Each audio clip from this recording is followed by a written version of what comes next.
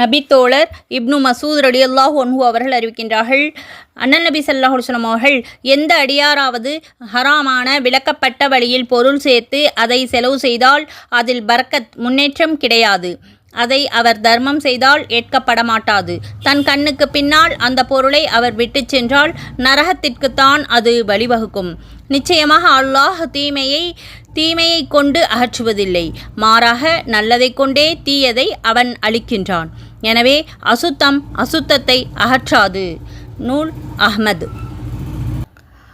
அல்லாஹுடைய வழியில் செலவு செய்து கொண்டே போனால் இறுதியில் வறிய நிலைக்கு தள்ளப்படுவாய் என்று அச்சுறுத்தக்கூடிய சைத்தான் கருமித்தனம் மற்றும் பேராசை போன்ற தீய பழக்க வழக்கங்களை மேற்கொள்ளுமாறு தூண்டிவிடுகின்றான். ஆனால் அல்லாஹ்வோ, நீங்கள் தர்மம் செய்யுங்கள், உங்களுடைய பிழைகளை பொறுக்கின்றேன், மேலும் உங்களுடைய தொழிலில் முன்னேற்றத்தை தருகின்றேன் என்று கூறுகிறான். ஜஸாக்கல்லாஹ்.